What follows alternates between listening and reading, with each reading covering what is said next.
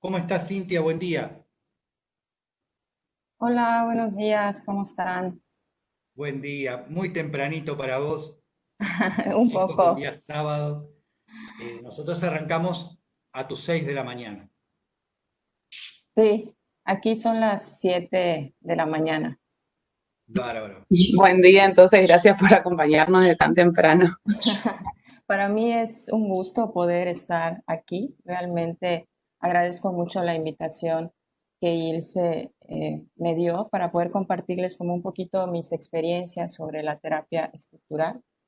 Realmente para mí es importante poder reunirme con más personas para poder debatir también sobre estos temas desde una posición crítica. Me encanta también poder conocer sus opiniones, ¿no? Que me parece que es lo más importante que nosotros podemos hacer y que ustedes también puedan ir trabajando en la parte práctica. O sea, qué tanto estas ideas se aplican pues en la vida cotidiana, ¿no? Que me parece que esa es una de las mejores formas que uno puede tener para poder enseñar en este proceso. Yo también fui estudiante, soy estudiante todavía, y recuerdo cuando pues estaba yo en todos estos procesos eh, de la terapia estructural y todos estos nuevos términos muy complejos. Una de las formas con las que yo aprendí, precisamente una de las formas que más recuerdo son cuando me ponían casos prácticos, mediante ejemplos, mediante metáforas también, que es una de las cosas que ustedes van a ver que caracteriza mucho a Minucci, ¿no? Todas las metáforas que él utiliza me parece que es precisamente la forma en la cual yo pude aprender. Entonces, espero hacerlo lo más dinámico posible. Me encantaría también que ustedes me hagan preguntas para que podamos debatir, ¿no?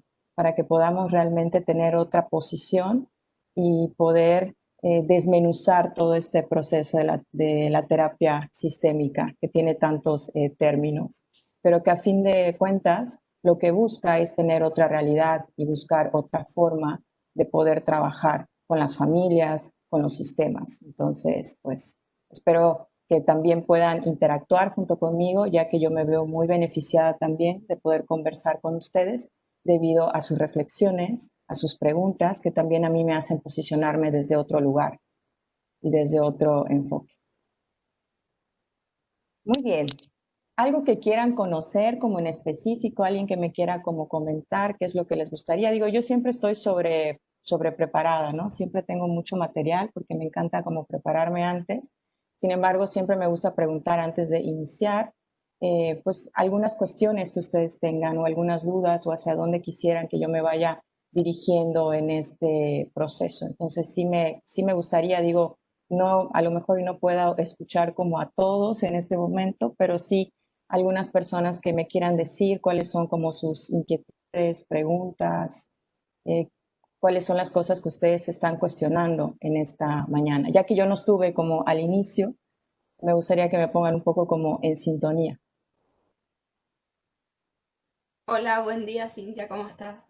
Bien, bien. Estaría bueno por ahí comenzar con un poquito una reseña histórica como para ubicarnos, digamos, contextualmente cuando surge Ok, esta mañana.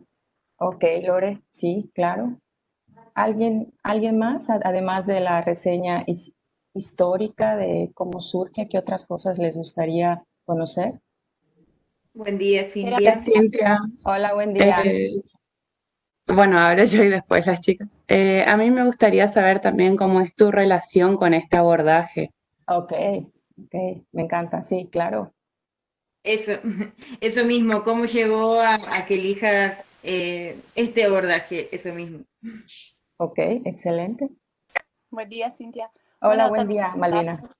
un poquito de lo que es el método y las técnicas que también de este tema. Ok, método, técnica, sí, claro. Les platico como un poco mi historia con relación a a la terapia estructural y después lo vamos a ir ligando con cómo surge este abordaje sistémico. Pero me gustaría comenzar con esto para que vean cómo se entrelaza realmente pues toda mi historia con la de Minuchin también, ¿no? Que es uno de los principales representantes de la terapia estructural, aunque no es el único, sí es uno de los que ustedes van a escuchar con mayor renombre, ¿no? Bueno, les comento como un poco mi historia. Yo salgo de la facultad de una universidad aquí, pública, en el que curso 5 años, en el cual recuerdo que una de las materias que tenía como optativa era la terapia familiar sistémica, precisamente. Entonces, recuerdo que lo llevé con una profesora que me encantaba la manera como explicaba mediante ejemplos y empezamos a ver, no sé si ustedes han visto este programa muy famoso de una nana, la cual va a las casas y cambia todo el sistema y la estructura familiar. No sé si conocen esta nana experta que va y empieza a trabajar especialmente con la familia y con los niños porque algo en el sistema ya no estaba funcionando. Y yo quedé encantada cuando vi este programa, pero no solamente cuando lo observé, sino cuando lo vi desde la mirada sistémica, desde cómo, de alguna manera, todo este proceso de que llegaba alguien y podía conocer la estructura familiar. Entonces, ya después de que yo vi este programa, me quedé enamorada de todos los términos y de alguna forma cuando salí de la facultad, yo no sabía si quería ser psicóloga también. Entonces tuve una crisis por ahí, me fui un tiempo a vivir a Canadá y regresando empecé a trabajar en unas instituciones públicas. Yo he estado trabajando mucho desde la parte de la educación, además desde la parte clínica también. Entonces, yo trabajé en un programa que se llama Cuenta Conmigo, en donde éramos unos psicólogos que íbamos a las comunidades, porque aquí en Mérida hay muchos municipios y podíamos de alguna forma trabajar desde las familias, ¿no? Entonces, yo iba a estos lugares a conocer su contexto y a poder trabajar desde un entorno con las instituciones educativas, a trabajar con los padres, con los trabajadores sociales. Y es cuando me di cuenta que la parte interdisciplinaria y la parte sistémica es algo que está en nuestro día a día, ¿no? Después de que termino con este proceso, como eran viajes muy largos que yo tenía que dar, decido salirme de este programa y decido empezar la maestría en terapia familiar, que aquí lo estudié en una institución privada, que eran 2 años y medio. Y uno de los primeros abordajes que veíamos era la terapia estructural. Recuerdo a mis profesores ponerme varios videos de Minuchin, que yo los intenté conseguir para ustedes, pero es un poco como complicado. Minuchin pues funda en Nueva York un centro de la familia que en la actualidad se sigue manejando, que es el Minuchin Center per Family, ¿no? O sea, para la familia. Entonces sigue habiendo todo este centro y él funda toda esta, este trabajo con las familias. Entonces, recuerdo que cuando veía los videos, yo quería ser minuchiana. Yo quería imitar como lo que él hacía, porque no sé si ustedes tuvieron la oportunidad, con él se les compartí como un video en el cual pues entrevistan a Minuchin, ¿no? Y le hacen una entrevista y era interesante porque era un hombre muy característico en la forma de dar terapia. Él utilizaba mucho el espacio, para él era muy importante la acción. Una de las, pues de los lemas que él tiene es más acción, menos habla, ¿no?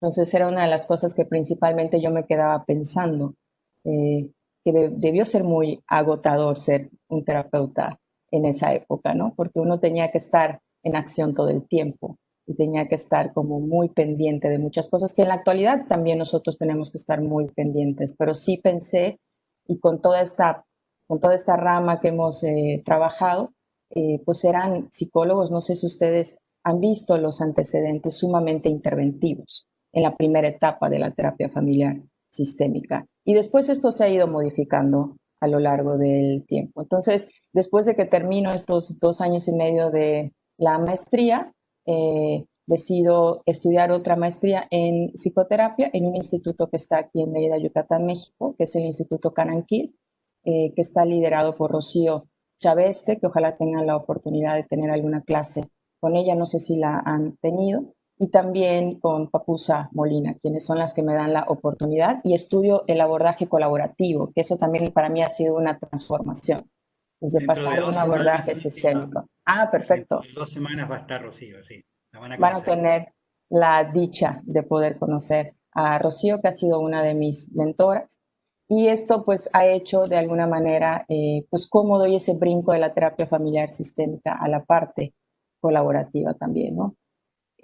Después de que termino esta maestría de 2 años, Rocío y Papusa me dan la oportunidad de dar clase en la maestría en línea. Nosotros tenemos una maestría en línea de prácticas colaborativas y dialógicas, además de 2 maestrías presenciales que ahora se están dando en línea de psicoterapia y terapia de familia. Entonces, pues sí ha sido para mí cómo me encuentro o qué relación tengo con la parte estructural. Me puedo remontar a mis inicios. Sin embargo, esto no indica que en la actualidad no lo utilice. Me da la impresión que todos los abordajes que ustedes han visto y que Ilse ha sido tan amable de poder contactar a tantas personas para poder platicarles sus experiencias, hace que sean otras realidades de poder ver a las familias y no quedarnos solamente con una, ¿no? Es algo de lo que yo he aprendido en la terapia familiar sistémica, a poder trabajar desde muchos enfoques y poder brindar a las familias muchas posibilidades para poder trabajar. Si ustedes saben, la terapia familiar sistémica nace en los años 50. En los años 50 habían cosas que estaban pasando en el contexto. Una de las principales cosas que estaba pasando era la Segunda Guerra Mundial. Entonces, fíjense cómo esto abre un panorama muy grande, porque hay muchas personas que después de la Segunda Guerra Mundial había muchas necesidades y cubrirlas individualmente era muy complejo. Entonces empiezan a reunirse diferentes disciplinas. Una de las riquezas que tiene la terapia familiar sistémica precisamente es que no solamente son psicólogos.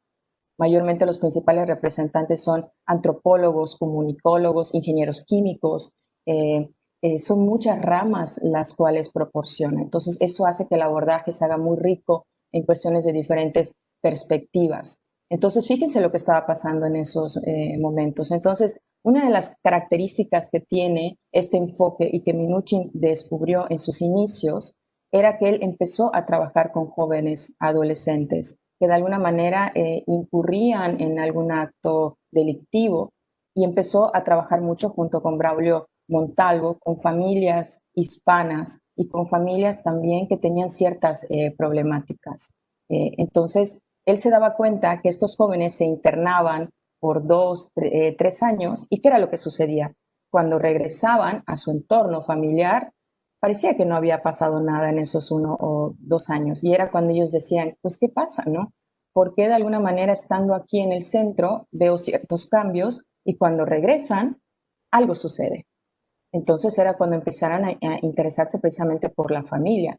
Si se dan cuenta, los principales precursores de la terapia familiar sistémica estaban muy interesados también en la parte de la esquizofrenia, porque la familia se comunicaba y empezaron a darse cuenta que no era algo individual, era algo relacional.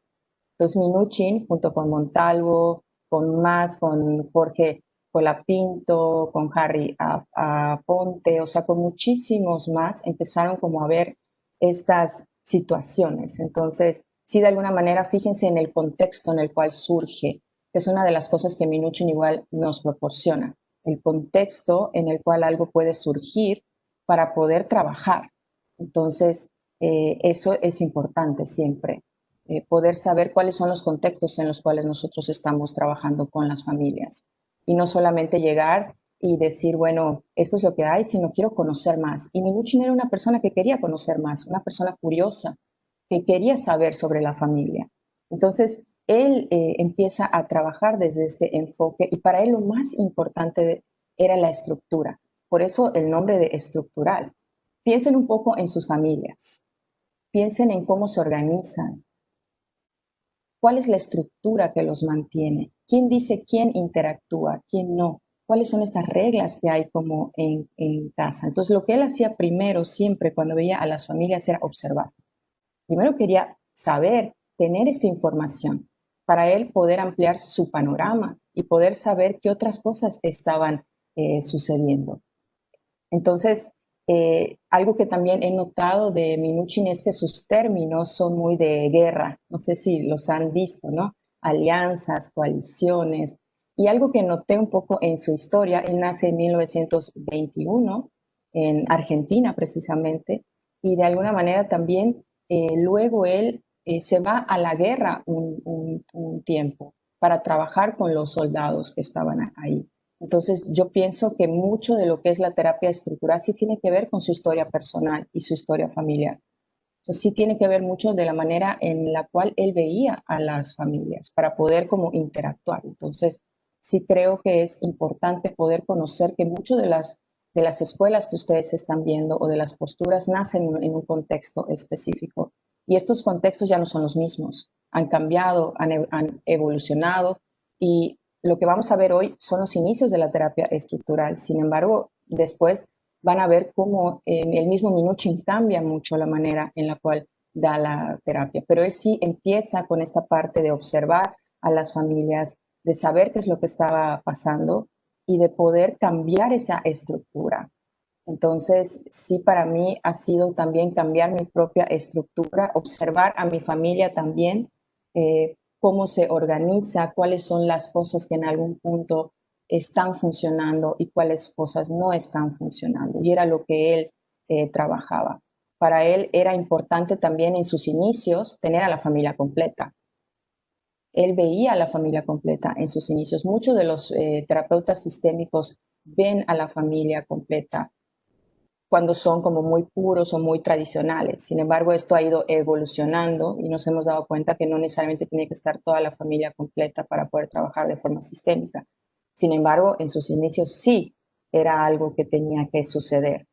¿Para qué quería ver esto? Para ver las interacciones que estaban sucediendo y lo que estaba pasando en esos momentos. Entonces, sí creo de alguna manera que estas interacciones que él iba teniendo le ayudaban a tener como un panorama, como les decía, mucho más amplio para poder trabajar desde la parte sistémica. Y hagan de cuenta que uno de los ejemplos que para mí me quedaba más claro cuando trabajaba desde la parte estructural era cuando teníamos casos donde decía, por ejemplo, llega una niña con rabietas. Entonces, hagan de cuenta que llega esta niña, llega con la familia y la familia, ¿qué es lo primero que dice? Esta niña tiene rabietas y no sabemos qué hacer con estos berrinches. Y lo que hacía precisamente Minuchin era ampliar y empezar a ver que este problema no era individual, sino este problema era relacional. Y no sé si han visto uno de los principales como teorías que, porque esto tiene todo un sustento teórico, se basa de la teoría general de sistemas, de la cibernética y de la teoría de la comunicación. Y no sé si han visto este famoso lema, que a mí me costó un poco como comprender, pero que después pude hacerlo de una manera más práctica, que el todo es más que la suma de las partes. Si yo veo las partes por separado, no tienen un sentido, las tengo que ver en conjunto y en movimiento. Y yo pensaba, ¿cómo puedo explicar esta parte, no? ¿Cómo poder explicar desde la cotidianidad que el todo es más que la suma de sus partes? Y me imaginé esto. No sé si lo logran ver, a ver si se ve. Esto es como una pequeña licuadorcita que tiene un sistema aquí y que de alguna manera tiene esto también que sirve para que funcione, ¿no? Entonces, es como una pequeña licuadora que si yo la veo por separado no tiene un sentido. Cuando la veo en conjunto y cuando la uno toda y de alguna manera la conecto, tiene un sentido en conjunto. Como pasa con una bicicleta también. Si una bicicleta yo la desbarato en todas las partes, ¿cómo la uso después? Necesita todas las partes para que funcione, pero no solamente todas las partes, necesitan estar en movimiento. Y era lo que Minuchin decía, las familias no son estáticas, las familias se están moviendo todo el tiempo. Imagínense esta bicicleta que se está moviendo y que toda parte es importante. Entonces, lo que él decía precisamente, y no solamente él, sino toda la parte sistémica de la teoría general de sistemas, precisamente era que todo tenía que tener un movimiento para poder trabajar. Por eso para él era importante que la familia tuviera movimientos, tuviera cambios. Él estaba enamorado de los cambios. Para mí él era un optimista de la familia, porque él creía que las familias podían transformarse y podían cambiar si cambiaban su estructura y cambiaban su organización. Entonces, una de las formas en las cuales yo entendí muchos estos conceptos es pensar en los sistemas que tenemos alrededor, no solamente en la familia, los sistemas políticos, los sistemas de educación, todos estos sistemas que están en constante interacción todo el tiempo y que ciertos temas no tienen sentido si los vemos aislados. Si los temas los vemos en conexión, tienen un panorama más amplio. Lo que él buscaba precisamente era las conexiones, para poder entender qué sentido le estaba dando el síntoma. No sé si recuerdan que para ellos, especialmente los sistémicos puros, el síntoma era un reflejo de lo que estaba pasando en la familia. ¿Y cómo entendí esto? Recuerdo que una maestra me lo explicaba precisamente, me decía, tú te golpeas la mano y te sale un chichón, y lo que tú ves es el golpe, y pareciera que solo eso ves, pero todo el cuerpo está sufriendo. Entonces quiere decir que todo el sistema está teniendo algo. Y lo que pasaba con el síntoma era pensar que era este golpe que solamente la familia veía, pero no veía todo completo. Y lo que hacía precisamente Minuchin era ver toda esta parte completa. Y él empieza en sus inicios trabajando, precisamente, él es un psiquiatra infantil desde la parte psicoanalítica. Recuerden que la parte sistémica nace como un desafío al psicoanálisis. Muchos de los precursores de la terapia familiar sistémica tienen que ver con el psicoanálisis. Lo desafían desde adentro, con este psicoanálisis más interaccional. Y no quiere decir que el psicoanálisis no sea una postura interesante, lo es precisamente, es otra postura más, pero decían, ¿qué otras maneras hay otras para poder ver a las familias? Entonces, él es un psicoanalista puro, que empezó a darse cuenta que el psicoanálisis para él era una forma importante de ver a las familias, pero quería encontrarse en otras. Y es cuando empieza a ver a los sistemas precisamente para poder trabajar junto con ellos y poder interactuar desde estas maneras y desde estas posturas. Entonces, de alguna manera esto hace una interacción interesante, ¿no? Porque muchos de los precursores, como les decía, eran psicoanalíticos, psiquiatras que trabajaban con los niños. ¿Y qué era lo que pasaba? Trabajaban con los niños aislados y de repente decían, ok, aquí se comporta de una manera y cuando regresan como a casa se comportan de otra. ¿Qué pasaría si traemos a las familias para ver qué está pasando? Las traemos en vivo para observarlas. Inclusive los principales precursores internaban a las familias por días, como un laboratorio, para poder observar qué era lo que estaba sucediendo. Murray Bowen, que es uno de los precursores de la terapia familiar sistémica, internó a familias completas por 1 o 2 años, que presentaban como algún rasgo esquizofrénico también, que era una de las cosas que los sistémicos se interesaron como mucho, ¿no? Entonces, me parece que lo que hacía Minuchin cuando quería traer a toda la familia era observarlos, tratando de crear un entorno en donde ellos pudieran reflejar sus patrones interaccionales. Y recuerdan que estos patrones interaccionales, precisamente lo que Minuchin decía, era que eran estas acciones repetidas que podemos tener a lo largo del tiempo. Piensen en los patrones que tienen en sus familias, algo que hacen repetidamente. Por ejemplo, yo cuando llego con mi familia, algo que es como muy característico es saludar de beso, por ejemplo. Ahora no, porque por la pandemia y por el COVID, pues eso se ha quitado. Entonces tenemos que crear otra pauta interaccional para poder trabajar con esta parte. Pero piensen como en sus familias, ¿cuáles son estas pautas que muchas veces hacen repetidamente? Inclusive hay familias que tienen lugar para sentarse, que este es mi lugar, este es el otro. ¿Cuáles son estas reglas implícitas que hay?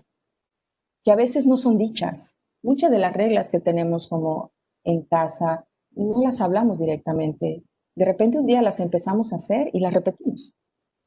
Y lo que quería hacer Minuchin precisamente era cuestionar estas pautas cuando ya no eran funcionales, cuando ya no estaban de alguna forma funcionando. Entonces, piensen un poco en aquellas pautas en su familia que hacen todo el tiempo y que a veces quisieran cuestionarlas y quisieran decir, ¿cómo es que lo hacemos todo el tiempo? ¿Qué pasaría si lo hiciéramos diferente? Y precisamente era lo que Minuchin hacía. ¿Cómo pensar en hacer pautas diferentes para que la familia pudiera funcionar de otra manera? Inclusive, como les decía, Minuchin utilizaba mucho el espacio, él cambiaba de lugar a las personas. ¿Cuál era la razón para poder hacer esto? Para desafiar al sistema. Era una terapia de desafío. Por ejemplo, cuando un papá y una mamá se sentaban separados y el niño en medio, él decía, vamos a hacer una cosa. ¿Qué pasaría si papá y mamá se sientan juntos y el niño se sienta de esta manera? Lo que hacía él precisamente era desafiar las jerarquías, cuando no estaban equilibradas, por así decirlo. Y decir, bueno, ahora papá y mamá tienen que hacer un equipo, porque él pensaba mucho en los subsistemas, estos pequeños grupos que hay dentro de las familias, en el cual tienen una función, el subsistema conyugal, el subsistema parental, el subsistema filial, y él pensaba que era muy importante que cada subsistema tuviera sus funciones y sus límites claros. Los límites que de alguna manera muchas veces no están tan claros en las familias. Entonces lo que él trataba de hacer era poner estos límites claros, cuestionando el sistema y la geografía, precisamente, de cómo se movían. Para él era muy importante danzar. ¿Por qué danzar? Entonces yo decía, ¿qué hacen? ¿Bailan? Le preguntaba a mi profesora y me decía, no precisamente, pero sí al mismo tiempo. Es como si la familia, ante tus ojos, te mostrara sus interacciones, te mostrara la acción que tienen como al momento de poder trabajar. Entonces creo yo que esto hacía que él pudiera observar toda esta situación y pudiera de alguna manera manejarse. No sé si ustedes han trabajado con familias en donde han estado y de repente a mí me pasó una vez cuando tenía yo supervisión, en el cual tenía una familia en donde empecé a hablar con los papás y había una niña de 5 años que empezó a pararse en la silla, empezó a aventar el lápiz en la ventana y mi amiga y yo, porque en este momento hacíamos coterapia junto, no sabíamos qué hacer, decíamos, ¿qué hacemos? Y me acuerdo que la profesora nos decía, utilicen esto, está sucediendo. Y es algo que posiblemente no suceda solo aquí, suceda afuera. Entonces la niña estaba intentando comunicar algo. Si nos vamos en los axiomas de la comunicación, ustedes han visto, es imposible no comunicar. La niña estaba comunicando que probablemente estaba aburrida porque nosotros estábamos hablando y la niña quería ser escuchada. Entonces era lo que Minuchin observaba. ¿Qué pasa en la relación? ¿Qué es lo que sucede en esta relación con los papás? Y lo que era muy interesante cuando yo tenía como esta consulta era que los papás no hacían nada. Yo estaba más estresada en pensar qué era lo que podíamos hacer. Para los papás era algo cotidiano. Y de repente para ellos lo que era problema quizá eran otras situaciones. Entonces Minuchin trabajaba también en pensar qué otras cosas podían ser funcionales. Y alguien pone ahí precisamente este movimiento dinámico que las familias tienen, ¿no? Pues cómo utilizar esa parte que precisamente es una de las técnicas que Minuchin habla de la escenificación. Cómo poner en escena lo que está sucediendo. Y era lo que pasaba.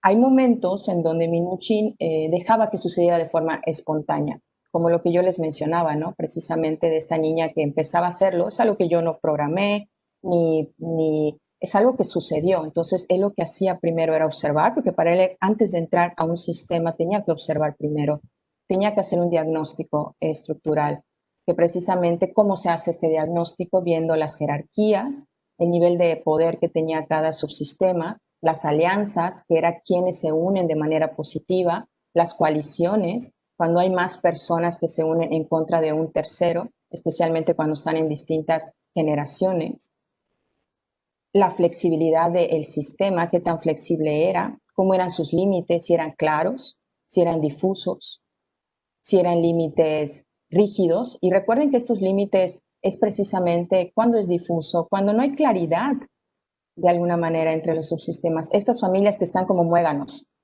que casi caminan y lo hacen todo juntos, en donde no hay un límite claro de cuál es el subsistema de la pareja, de la familia, de los hijos, donde todo comparten, pero es excesivo y es algo como en conjunto. Y las desligadas, estas familias que casi no se hablan, que tienen límites como más rígidos entre ellos, que no tienen mucho contacto y que de alguna manera pues están más separadas. Entonces era lo que él intentaba ver para hacer un diagnóstico estructural. Él sí planteaba una primera hipótesis. Y recuerden que las hipótesis que se planteaban eran estos inicios para poder comprender a la familia y de alguna manera era importante que fueran sistémicas. ¿Qué quiere decir con esto?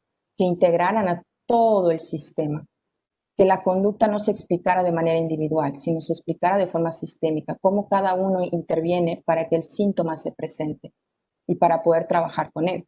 Entonces, después que hacía todo este diagnóstico estructural, decía, bueno, ahora sí, ya tengo, como cuando uno tiene su plan de clase, ¿no? Tengo mi plan de clase, vamos a hacer esto, esto y esto y esto, pero en el camino hay cosas que pueden cambiar. Mi hipótesis puede ser diferente mientras más información tengo, mientras más observe a la familia, mientras más interacciones pueda tener, pues lógicamente va a cambiar la forma en la cual yo pueda verla. ¿Qué piensan hasta acá? Para que yo no me la pase, hable y hable. Me gustaría conocer como un poco qué les resuena, qué les hace pensar. Cuéntenme, ¿qué inquietudes tienen? ¿Alguien quisiera compartirme algo que le resonó con su familia también, no? Hola Cintia, yo tengo Sí, una duda por ahí de un poco más al abordaje, por ahí si sentís como que puede ser para todas las familias, ¿en qué sentido, Nicolás? o ¿Puedes sea, todas las explicarme un poco más? Ujú. si puede abordar, por ejemplo, a varias problemáticas de la familia o a todas, y si es como que tiene ciertas limitaciones hacia algunas familias, la Sí, terapia. sí, realmente, Nicolás, esto que preguntas es muy interesante porque me parece que la terapia estructural sí puede abordar muchas problemáticas. Sí creo que tiene ciertas limitaciones. Una de las críticas que se le hace a Minuchin es que al inicio, ya después esto cambia, es que él tenía una idea de una familia normativa, ¿no? De cómo debe ser una familia. Entonces decían, bueno, ¿qué pasa con la diversidad de las familias, no? Por ejemplo, él estaba muy basado en el ciclo evolutivo de la familia, ¿no? La familia cuando es pareja, luego cuando tiene hijos, luego cuando tiene hijos en edad preescolar, en edad escolar, adolescentes, el nido vacío. Entonces, una de las críticas que se le hacía precisamente, no solamente a Minuchin, sino a los primeros terapeutas sistémicos, era pensar que había un tipo de familia y una norma, ¿no? Que era funcional, que era disfuncional. Y una de las limitaciones que quizá tenía en sus inicios era según quién. Vayámonos como a la cultura también. Si pensamos que estos enfoques están basados muchos en el contexto, la cultura latinoamericana tiene familias muy aglutinadas, en el sentido más, digo, no quiere decir que todas, porque también no podemos generalizar, pero sí hay una parte cultural en donde las familias están como en conjunto y para muchas familias esto no es un problema. Entonces, de repente yo me cuestionaba qué tanto estamos poniendo más problemas a las familias de los que traen, ¿no? Porque de alguna manera el terapeuta, cuando en sus inicios los sistémicos puros eran muy directivos también. Entonces, de alguna manera decían qué hacer, cómo hacerlo, como si fuera como ciertas interacciones. Y si la familia no veía un problema, si para el terapeuta era un problema, había la parte de la intensidad, ¿no? Cómo repetir este mensaje de decir, oye, no han visto esto, entonces yo me pregunto si esto no ocasionaba quizá una mayor problemática. Entonces, sí creo que la terapia estructural aborda muchas problemáticas, porque recuerden que si estamos pensando en las organizaciones, cuando hay un problema, por ejemplo, de anorexia, de depresión, de alguna situación como en particular, si lo vemos de forma relacional, es qué está pasando con el sistema. Por ejemplo, algo que yo he trabajado, yo trabajé mucho tiempo en una preparatoria con adolescentes, ¿no? Y algo que me sucedía precisamente era que llegaban adolescentes con problemas alimenticios. Entonces, de repente me decía, la mamá es que no quiere comer, o el papá me decía, es que guarda la comida, por ejemplo, en la mochila, y cuando llego, pues abro la mochila, pues veo que hay una comida que ya pasó mucho tiempo y me preocupa. Entonces venía la familia con un problema individual y cuando veíamos, si lo vemos desde una parte estructural, algo estaba pasando en la organización. Pues, ¿qué era lo que sucedía? Que esta familia de alguna forma trabajaba como si este adolescente fuera todavía un niño, ¿no? Le revisaba la mochila, le revisaba sus cosas, su celular. eh, entonces, lo que estaba sucediendo en el sistema familiar precisamente, y cuando hablabas tú con el adolescente, era precisamente que él quería más independencia. Y la única manera en la que podía tener, según él, esta independencia era dejando de comer porque era lo único que podía controlar. Entonces, si nos... Disculpar, Cintia, ¿Sí? ¿Cómo? de esto que estás hablando, se me viene a la mente que cuando una persona o una familia suele venir con una problemática que es más individual, como vos indicabas esto del problema alimenticio, ¿tiene siempre de base algún como conflicto en la estructura familiar o en los circuitos? ¿O se debería algunas veces como indagar eso y si sigue siendo algo personal, no trabajarlo de manera con toda la familia? Sí, mira, algo que me ha pasado a mí es que siempre intento, de todas las posturas que tengo, dar posibilidades a la familia. Se puede explicar desde un enfoque individual, se puede explicar desde un enfoque psicodinámico, se puede explicar de un enfoque sistémico. Entonces, lo que hago precisamente con las familias es traer esto sobre la mesa y poder decir, bueno, ¿qué pasaría si pensáramos que esto pudiera explicarse de esta manera? ¿Qué pensarían ustedes? Digo, esto es más colaborativo. Digo, yo he tenido este brinco. No he dejado la parte sistémica, pero también me he empapado, que eso lo van a ver con Rocío Chaveste, de la parte colaborativa. Entonces lo pongo sobre la mesa precisamente. Y eso me ayuda a mí también a tener otras explicaciones. Cuando llega alguien individualmente, si solo lo veo de esa manera, siento que cierro mi panorama. Si abro mi panorama, puedo ver de otras maneras las explicaciones que pudieran traer esta situación. Y para las familias es interesante. ¿Y saben qué sucede también? Para el paciente identificado, como lo llamaban, les digo, estoy utilizando términos muy tradicionales, pero precisamente era la persona que traía el síntoma, es como quitarle una carga, porque mayormente todo es hacia la mirada hacia él. El foco, como hablaba Minuchin, es hacia él o hacia ella. Es como una mirada. Entonces, de repente, cuando amplías esa mirada, lo que haces es que todos tienen una responsabilidad. Ya no es él el que está ocasionando una problemática o ella, sino es una situación que está viendo por un desorden en la estructura, si lo vemos desde un enfoque muy estructural. Entonces, esto que pregunta Celeste, que pregunta Nicolás también, es interesante porque precisamente abre más miradas hacia cómo trabajar. Entonces, con esta familia que yo les comentaba, cuando trabajaba con este adolescente, precisamente, al ampliar esa mirada, la familia empezó a dar más independencia. Y al dar más independencia y la estructura, él empezó a ver que no tenía que tener siempre la necesidad de dejar de comer. O sea, dejar de comer no era el problema en sí, sino todas las interacciones que habían. Claro, la familia siempre llega con una queja, ¿no? O sea, con una situación en particular. Lo que hacía Minuchin precisamente era ampliar el panorama para construir una realidad diferente y poder darnos cuenta que existe otra explicación que no es lineal. No sé si han visto este término de la causalidad. Silvia, Sí, en el caso, yendo con esto que también decía Celeste, en el caso de que la familia, por ejemplo, no se involucre, ¿qué pasa ahí? ¿Qué sucede? O sea, no sé, me pregunto, ¿no? es interesantísima tu pregunta, Belén. Me ha pasado muchas veces, ¿no? Yo tengo varias formas de poder trabajar de esta manera. Y les voy a hablar un poco también de la evolución de la parte sistémica, donde uno puede trabajar con solamente una persona de forma sistémica, que también ha sido una de las críticas que Minuchin hacía, que dice él que regresamos a la individualidad. Es una de las cosas que, uno de los debates que tiene con los posmodernos, ¿no?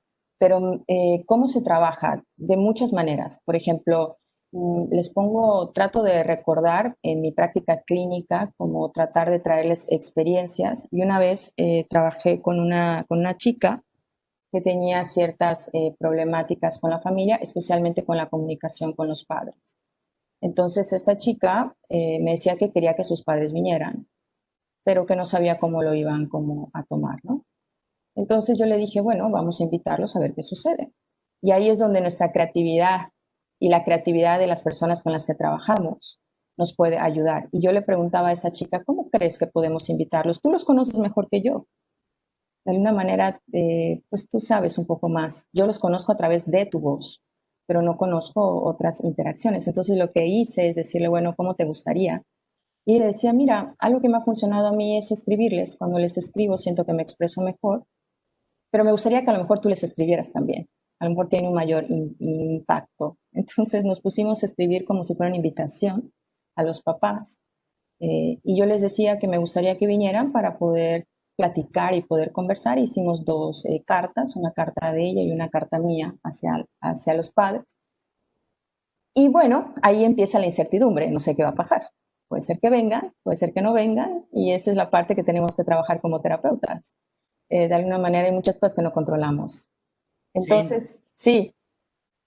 Otra cosa que me parecía interesante en esto que vos, con lo que abriste, digamos, lo interdisciplinario que tiene el modelo sistémico, es el que, por ejemplo, hoy, con esta crisis económica, muchas familias se están extendiendo, construyen en la propia vivienda de sus padres, entonces es como que se hace una familia extensa, pero no porque sea una decisión de los hijos quedarse en la casa de sus padres, sino porque económicamente hay una situación que lleva, digamos, a eso. Entonces, en el análisis sistémico, esto de la totalidad, cuando uno plantea una economía social de época en un momento determinado, está planteando el sistema mucho más amplio que solamente esa situación de elección. Entonces, también hoy por hoy se da mucho de que muchas familias se vuelven extensas, pero por una cuestión económica de que no pueden adquirir su propia vivienda, por ejemplo. Pero ahí es cuando viene la importancia del contexto. No podemos conocer una familia solamente por lo general. Tenemos que conocer sus particularidades y las culturas también. Aquí, por ejemplo, en México es muy común que las familias vivan juntas hace mucho tiempo. Estamos hablando que los principales abordajes sistémicos nacen en Estados Unidos. Aún Minuchin, siendo latinoamericano, emigró eh, eh, a los Estados Unidos. Entonces, también esta cultura de individuación que tiene mucho la terapia familiar sistémica, de separación, de diferencias, de jerarquías, que los padres tienen mucho más poder. Y regresando un poco también a lo que Belén decía, ¿no? Cómo invitar a estas familias. Entonces, esa es una de las maneras, Belén. Y, oh sorpresa, ¿qué creen que pasó? Los papás no vinieron, pero escribieron. Y así los invité, trayendo las voces. Entonces, siempre algo que Minuchin también veía, como les decía, para mí es un optimista, que las familias tienen cambios. Y hablaba mucho sobre los lados fuertes, ¿no? Que es una de las técnicas que él hacía también, sobre cuáles son esos recursos que las familias tienen para poder trabajar. Entonces, esta familia, muchos pensarán, no participó, sí participó, a su forma y a su manera, pudo enviar cartas y a partir de ahí trabajamos. Entonces pasa muchas veces que no toda la familia va a ir, pero sí existen muchos recursos que podemos traer y cómo, mediante nuestras preguntas. ¿Cómo hacemos nuestras preguntas? ¿Cómo podemos traer esas voces? ¿Qué pasaría si tu papá estuviera aquí? ¿Qué crees que diría? ¿Qué pasaría si tu mamá te escuchara? ¿Qué crees que pasaría? Si tu familia pudiera estar aquí presente, ¿qué te gustaría decirles? Si pudiéramos, y no solamente trabajar con la palabra, trabajar la parte no verbal, que Minuchin lo hacía mucho. Si pudieras transformar algo en un objeto, ¿cómo sería? Y esto ya nos vamos a otros enfoques más narrativos, pero también creo yo que de alguna manera se hacía desde la parte estructural, porque para Minuchin era importante observar lo no verbal, cómo observamos toda esta parte, estas gesticulaciones, todo lo que va sucediendo, ¿no? Entonces, me da la impresión que lo que dice Belén es algo que van a pasar mucho, pero siempre es importante buscar los recursos de las familias. Hay familias que a veces no es que no quieran participar, no pueden participar. Yo recuerdo cuando estaba en un contexto de una escuela, pues que sus recursos eran limitados. Si yo pedía al papá que viniera, no comían ese día, porque al papá le pagan por día. Entonces no era que la familia no quisiera participar, sino era que la familia tenía ciertas situaciones. Ahora, ¿cómo los invito a esta participación? Entonces había familias que de repente me sucedía, que sabían que su hijo estaba viendo conmigo y me mandaban comida, me mandaban cosas. Era su manera también de decir, estoy presente, solamente que no puedo ir. Ahora, ¿cómo invito mediante mis preguntas, mediante mis intervenciones, a cómo trabajar desde una forma sistémica, cómo ver las estructuras de la familia y cómo ver como lo que Nicolás me hizo pensar, la diversidad? No una familia normativa, sino que su familia tiene particularidades, que Minuchin después empieza a ver más las particularidades de la familia y empieza como a pensar en cómo intervenir con estas familias desde una forma más simétrica, ¿no? Porque antes era una forma mucho más de que el terapeuta hasta tiene ciertas técnicas de consejo especializado, el terapeuta como líder, el terapeuta como un intruso activo, y ya después esto se va modificando cuando ustedes vayan viendo a Minuchin. Y esto tiene que ver mucho con su historia también. Si ustedes pudieron ver este video, y ojalá, de todas maneras, si no lo pudieron ver, yo les paso como el link. Cuando entrevistan a Minuchin, pues él creció con una familia judía en el cual era muy importante la figura del hombre y de los padres, que no podían de alguna manera cuestionar la autoridad. Entonces, él lo dice precisamente. Y una de las críticas que se hace también, él tuvo una crítica mucho de la parte feminista también, porque había mucho esta parte de darle mucho enfoque como al rol hombre y la mujer. Entonces, él también cambió en este proceso para poder trabajar desde otras posturas, porque sí, él tuvo muchas críticas al respecto precisamente por esta parte, ¿no? De las jerarquías, por esta parte del poder también que él veía como en las familias. ¿Qué piensan hasta ahora? Cuéntenme como un poco.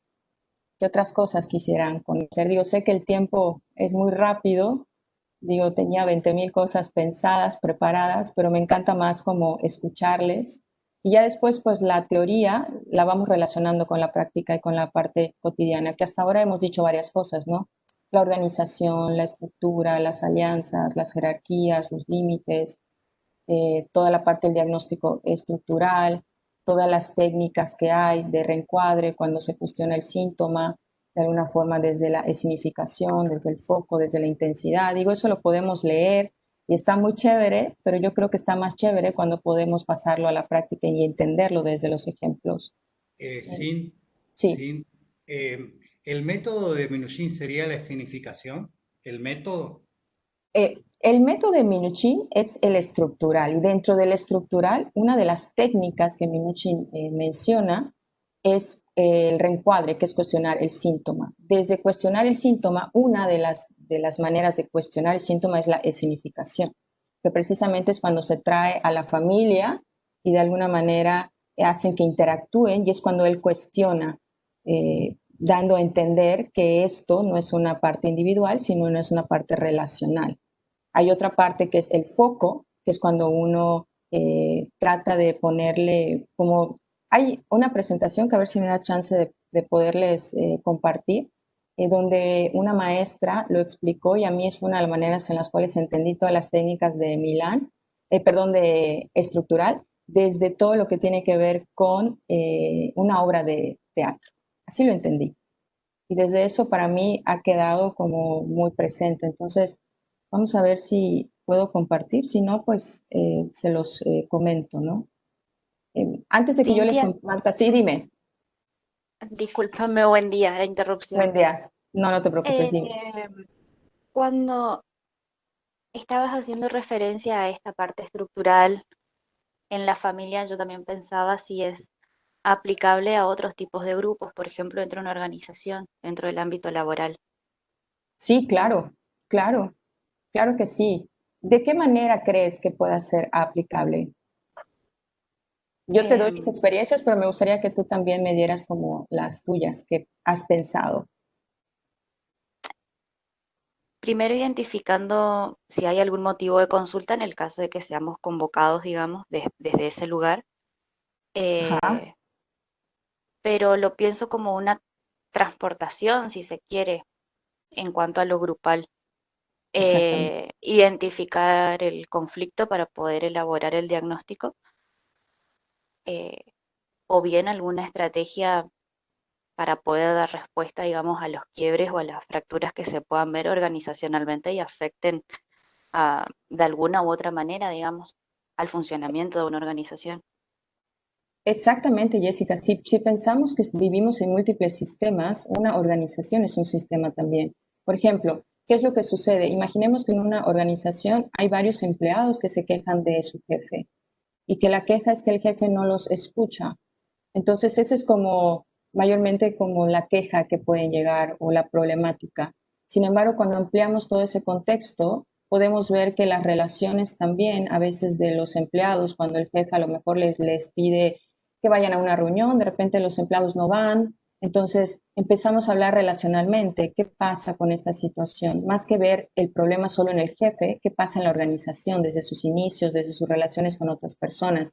Entonces, algo que hacía también Minuchin es trabajar con las comunidades, especialmente las comunidades que tenían mayor dificultad. Entonces, él sí tiene una parte para mí también comunitaria, ¿no? O sea, también poder trabajar desde la parte social, desde la parte de comunidad, desde los grupos, y no solamente con las familias, ¿no? Sino trabajar desde un panorama mucho más amplio. Y creo que esto que menciona Jessica es muy importante porque precisamente eso es lo que él de alguna manera intenta también, y lo sistémico también, intenta poder trabajar desde las organizaciones, desde los grupos. Imaginemos cómo las estructuras, si modificamos, si pensamos que si modificamos una parte se modifica el todo, ¿qué pasaría si de alguna manera pensamos igual en nuestros sistemas políticos, o sea, cómo de alguna manera todo esto está en la terapia? Algo que hace Minuchin también es dejar que la terapia siga siendo este espacio sagrado. No sé si me explico. Mayormente, ¿cómo era esta terapia? Nadie entra. Entonces, haz de cuenta, cierra una puerta y aquí todo sucede y nadie entra. Entonces, lo que intenta hacer la parte sistémica es abrir estas puertas. Y él empieza inclusive a grabar estas sesiones. Él es uno de los que más tiene estos videotapes de poder grabar las sesiones. Empieza a hablar de las supervisiones como en vivo, lógicamente con la autorización de las familias, pero esto hace que se abran las puertas del consultorio a pensar que estos contextos van más allá. Porque las familias cuando llegan con nosotros no solamente llegan con una problemática cultural, con una problemática social, con una problemática política, con muchos años muchas veces de discriminación. Entonces no podemos obviar que no existen esos sistemas están ahí. Y de alguna forma el traerlos a la luz, o como decían, una de las partes más importantes sistémicas de la metacomunicación. Una de las cosas que yo entendí de la metacomunicación es ponerlo sobre la mesa. Haz de cuenta que hay cosas que están debajo de la mesa, y cuando yo lo pongo sobre la mesa es como lo miro, ¿no? ¿Cómo miro cómo se habla de la propia comunicación? ¿Cómo puedo poner estos sistemas sobre la mesa y poder debatir junto con las personas con las cuales estoy trabajando? Entonces creo yo que esta es la parte que de alguna manera me invita a mí a poder ver esto de una forma más amplia. Si nos reducimos solamente a las familias, estamos reduciendo nuestro panorama. El ampliarlo más allá, el trabajar con los grupos, con las organizaciones, hace que si hago un cambio en esta parte, quiere decir que las otras partes van a modificarse, aunque no pueda trabajar con el grupo completo. Pero sí puedo traer esas voces, pero sí puedo invitar, sí puedo trabajar desde otras posturas. Ahora con la parte en línea, para mí ha sido magnífico cómo se ha ampliado también mi panorama de poder trabajar con otros grupos. Yo estoy trabajando de forma sistémica junto con ustedes, junto con sus ideas, junto con Ilse, junto con lo que ustedes me están comentando. Entonces creo yo que esto que mencionan es muy interesante, ¿no? Y para ya ir cerrando un poco, porque sé que el tiempo apremia, pues quiero mostrarles esto que a mí me ayudó mucho a entender la terapia estructural. Tenía otras presentaciones que espero que después con mucho gusto se las puedo pasar. Digo, lo importante para mí siempre es compartir como este conocimiento, pero esta es una parte que quisiera yo trabajar junto con ustedes antes de que podamos terminar, ¿no? Bueno, una de las formas con las cuales yo entendí la terapia estructural, en sus inicios, estamos hablando desde las principales bases sobre cómo se veía, es verlo como una obra de teatro, en donde precisamente lo que hacía Minuchin es traer a la familia al escenario para que interactúen. Para él era muy importante ver las acciones, ver cuáles eran, traer fragmentos de su vida cotidiana a este escenario, como cuando uno lee, ¿no? Episodio 1, episodio 2, y le dan como un libreto. Él quería ver cómo eran los libretos y las narraciones, pero no solamente en la parte verbal, sino en la parte no verbal, ¿no? Y para Minuchin, en sus inicios, él era el director, el que de alguna manera orquestaba toda esta parte, ¿no? Y estaba viendo, pero primero como director, ¿qué hacía?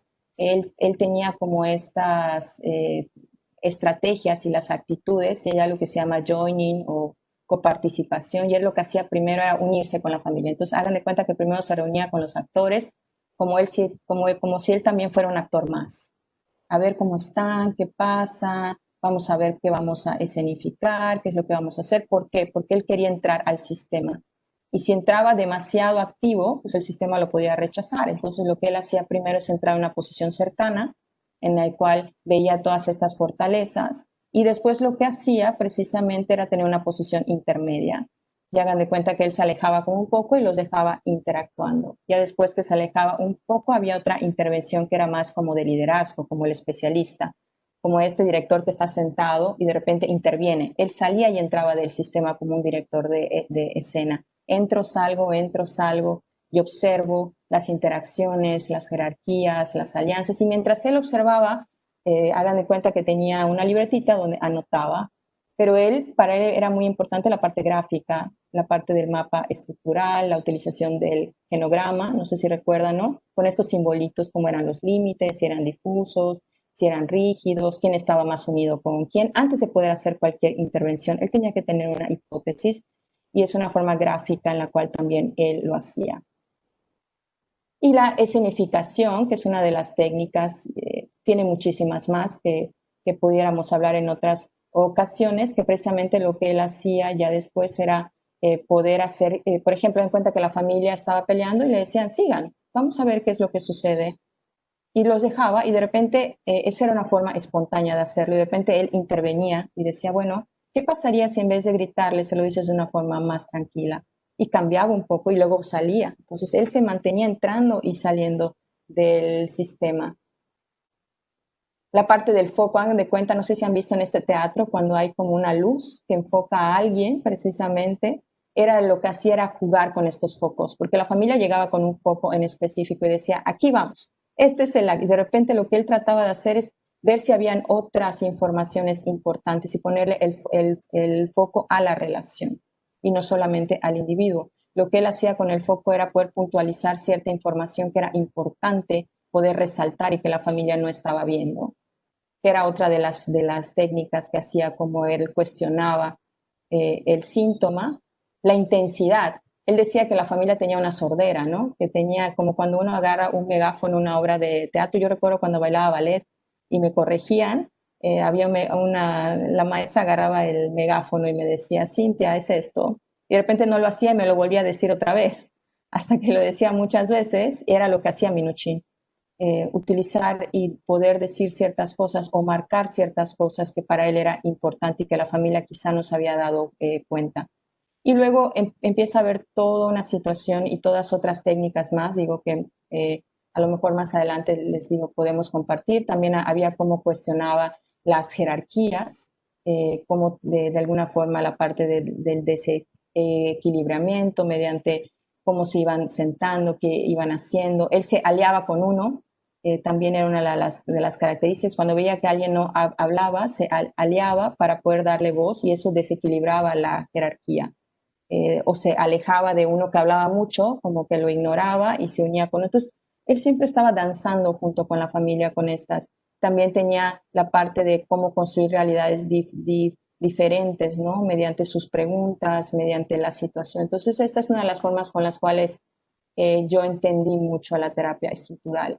No sé si tengan como alguna pregunta, algo que quieran como comentarme antes de poder ir finalizando. Digo, hay muchísimas más. Una hora es poquito tiempo, pero sí espero que esto les haya servido y hacemos honor a Minuchin, que precisamente él usaba metáforas para explicar las cosas. No sé si han visto estos videos donde hay un video que me encanta donde decía, hay esta familia donde el hijo tenía más poder que el papá y le decía, párense. Y el hijo medía, hagan de cuenta, 1,80 y el papá 1,60, ¿no? Y se paraba y decía, oh, miren, el rey es más pequeño que el príncipe. Y parece que eso le impacta al rey. Él estaba intentando decir precisamente que cómo era que el príncipe tenía más poder que él, si él era el rey. Había otra donde decía, miren, este niño tiene mucho poder, a ver, párate en la silla. Y se paraba en la silla y demostraba mediante metáforas muchas de las cosas que estaba pasando en la familia. Entonces, por eso era que quería presentarles esto de el teatro, para que ustedes pudieran ver también el uso de las metáforas, qué tan importante puede ser en su vida cotidiana. No sé si tengan alguna pregunta o algo para ya ir finalizando. Me encantó, Cintia, estas dos cuestiones que me parece importante.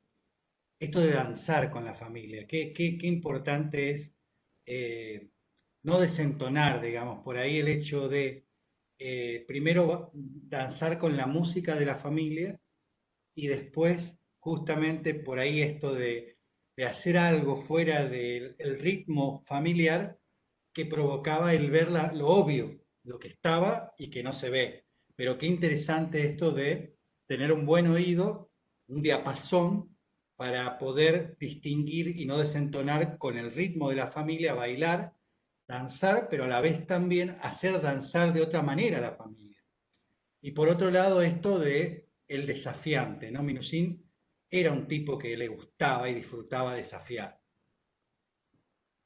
Así es, Ilse. Y creo yo que una de las cosas que era importante en esta danza era que Muchin era una persona muy presente. O sea, realmente para poder hacer todo eso tienes que estar muy presente. Y creo que él realmente quería apoyar a las familias. Claro, sus métodos ya después fueron cambiando y quizá podemos tener muchas críticas, que es válido también. Creo que cuando ustedes lean algo, siempre leanlo desde un enfoque crítico igual. Algo que me ha ayudado a mí en mi formación terapéutica es no quedarme siempre con algo, siempre buscar más.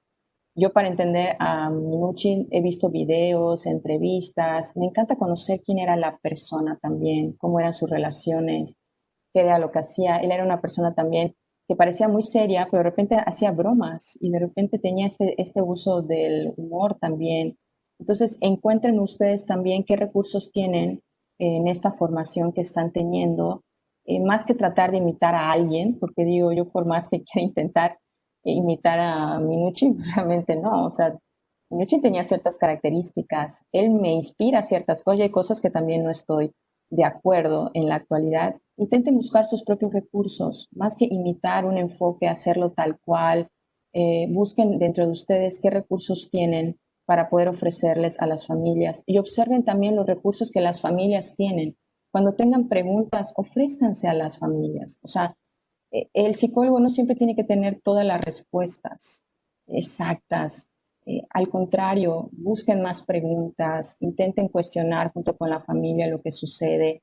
Con estas preguntas que me han hecho de cómo los invito, pregúntenle a las familias, pregúntenle a las personas con las que están trabajando, oye, ¿cómo se te ocurre que podamos hacerlo? ¿Qué se te ocurre que podamos hacer diferente? ¿Cómo podemos abordar este tema? Y las Bueno, familias nos pero dan eso, ideas padrísimas. Digo, eso ya es más posmoderno, claro está, estoy claro, combinada. pero sin, ese es el gran problema de la formación que, bueno, que yo también sufrí, de que en realidad no se trabaja sobre las preguntas. Llegan al último año y los alumnos se dan cuenta que no le enseñaron lo fundamental para, como herramienta para un terapeuta, que es los tipos de preguntas, saber preguntar. Normalmente el gran problema cuando salen a la cancha, cuando tienen la PPS, que es la parte de que con el quinto año, es que no saben preguntar porque, como dice nuestro estimado Salvador, la mayoría está entrenado en el pasar Sí, tiene un video buenísimo de eso. y no Este, sabemos preguntar, no sí. sabemos preguntar. Y esto es fundamental para el psicólogo y el terapeuta, tener como herramienta el saber preguntar. Así es, y creo yo que esa es una de las herramientas principales. Inclusive cuando yo tenga la oportunidad de ver Milán junto con ustedes, que me encantaría volverlos a encontrar, vamos a ver precisamente mucho de las preguntas. Milán hace toda una clasificación, no para que la sigamos exactamente, sino para que veamos la gran variedad de preguntas que hacen. Y yo quisiera finalizar diciendo que este grupo sabe preguntar, porque es lo que hicimos hoy. Ustedes me hicieron preguntas que llevaron a la reflexión. Siempre tengan estas inquietudes, pregunten. La teoría la van a tener ahí en el libro, la van a tener, digo, yo me pude haber, tenía una presentación llena de teoría para aprender todas las técnicas y creo que yo, que no es que no sean importantes, esto es para saber que tiene un sustento teórico, que no viene de la nada, que tiene toda una explicación. Sin embargo, váyanse más allá con los ejemplos, relaciónalo con la vida cotidiana, con esto que les mencioné de la licuadora, que pareciera como muy eh, de repente cotidiano, pero es que esa es la realidad, ¿no? Es una de las realidades, o sea, para entender las cosas desde la cotidianidad, utilizando un lenguaje simple, que también Milán lo hacía, trataba de utilizar un lenguaje más sencillo con las familias, tratando de utilizar también su propio lenguaje, incluyendo otras formas, porque muchas veces los psicólogos nos encantan las terminologías, no porque no sean importantes, pero dejémoslos a veces a un lado, que están ahí, y utilicemos también el lenguaje cotidiano para poder trabajar y trabajar también con nosotros mismos y con nuestras familias. Fue un gusto para mí poder compartir con ustedes. Ahí igual, a ver si se les puede pasar mi correo si quieren más información, que les comparta alguna presentación, videos. Digo, soy una devoradora y me encanta poder conocer más. Inclusive cuando doy estas conversaciones siempre investigo más porque me encanta poder saber más y ustedes también me hacen pensar de una forma diferente. Bueno, así como escribió Mayra, agradecido por tu generosidad y algo a destacar que me parece que en un poco tiempo tu oratoria y tu dinámica, tu didáctica de cómo administras de manera excelente el tiempo. Ayer fue el Día del Maestro, así que bueno, igual te saludo porque es esta maestría en práctica de que en un corto tiempo, qué bien administras los tiempos y haces este feedback que hace, digamos, a la dinámica de una coherencia entre Cintia, el abordaje terapéutico y la docencia, ¿no? Y algo que yo tengo es que soy muy estructurada, entonces yo planeo mucho tiempo, entonces tengo una parte minuciana que de repente también la intento desestructurar, porque tampoco he intentado tener estructura, pero que no sea la única, y eso me invitan a ustedes en las conversaciones. O sea, eso es lo padre, poder tener la flexibilidad, y Minuchin también lo veía, ¿no? La flexibilidad del sistema a adaptarse, y era lo que él decía precisamente. Entonces, y también lo hago porque yo fui estudiante también, y soy estudiante todavía, y recuerdo que cuando el maestro se pasaba, de repente sí decía, bueno, ya falta tiempo y quiero desayunar, quiero comer de repente. Y también es un respeto hacia ustedes igual, aunque si quisieran más tiempo, pues por mí encantada, pero en otras ocasiones podemos, yo creo, tenerlo. Y creo que eso es lo que hace interesante estos abordajes, que no solamente nos cambian de una forma profesional, sino nos cambian de una manera personal. Y les invito de verdad a seguir investigando, a seguir trabajando. Y esto ha sido en base a mi experiencia. Y eso es lo que pasa. Ustedes traten también de enriquecerse de sus experiencias. Mucha gente sale y dice, es que no tengo experiencia clínica. Sí, pero tienes experiencia familiar, tienes experiencia en tu trabajo, tienes experiencia como alumno, como docente. A veces a mí me dicen, Cintia, es que tú no eres mamá. Es cierto, pero soy hija. O de alguna manera conozco ciertas cosas. Entonces, son cosas que a veces traigan sus experiencias y no crean que no tienen experiencia. Claro que las tienen y son enriquecedoras. Tengan esa confianza también, pero con una responsabilidad también de seguir investigando, de ver a la teoría, no solamente irse nada más, pero que eso no los rija, que eso les ayude como una base y que siempre tengan esta apertura para aprender. Entonces, muchísimas gracias por la invitación, muchas gracias por sus comentarios y fue súper riquísimo poder platicar junto con ustedes y nos vemos pronto también para Milán, que es otro tema muy interesante. Muchas gracias, Ilse, también por la invitación y nos estamos viendo pronto. Gracias, gracias. Un abrazo Chao, virtual. Cintia. Saludos. Gracias. Muchas gracias. Bye bye, gracias.